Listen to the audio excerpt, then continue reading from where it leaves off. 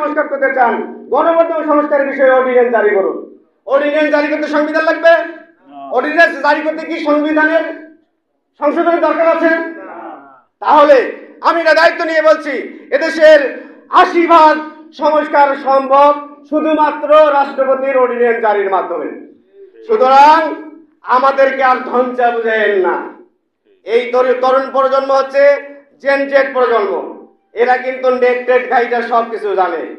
ওই ৩০ বছর আগে ৩৫ বছর আগে জনগণকে বোকা বানিয়ে বহুত কিছু করণ যাইছে, এখন কিন্তু আপনি করতে পারবেন না। সুতরাং আমাদের নেত্রী বলেছে সাধু সাবধান, তো আমরাও বলি আমরা কিন্তু রক্ত দিতে শিখেছি, আমরা রাজপথে ঘাম ঝরাতে শিখেছি। আমাদের মৃত্যুর ভয় দেখায় লাভ নাই, জেলের ভয় তো আগের থেকেই করি না। তো সুতরাং অবশ্যই এদেশে সংস্কার হবে, অবশ্যই এদেশে নিরপেক্ষ নির্বাচন হবে, এবং এই সরকার দায়িত্ব গ্রহণের পরে আজকে পর্যন্ত একটি গুম হয়নি, আজকে বিরোধী মতকে হত্যা করা হয়নি। সুতরাং আমরা চাই নতুন প্রজন্মের একটি নতুন বাংলাদেশ হোক।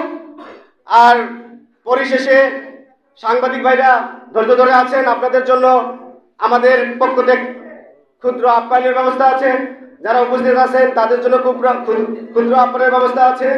আর আমাদের আজকের প্রধান অতিথি উনি মিনিস্ট্রিতে একটি জরুরি কাজে হঠাৎ করে আটকা পড়ায় আমাদেরকে ধন্যবাদ জানিয়েছেন এবং দুঃখ প্রকাশ করেছেন, আজকে উপস্থিত থাকতে পারছেন না।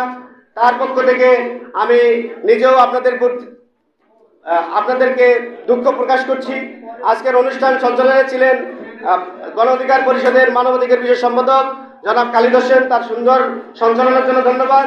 আমাদের এই আয়োজন আজকে যারা করেছেন, মেহেদি ভাই, মমিনুল ভাই, advocate Habib, advocate Anwar Hossain, advocate Ahmed Yamin Siraji সহ যারা এই দায়িত্ব পালন করেছেন অনুষ্ঠানের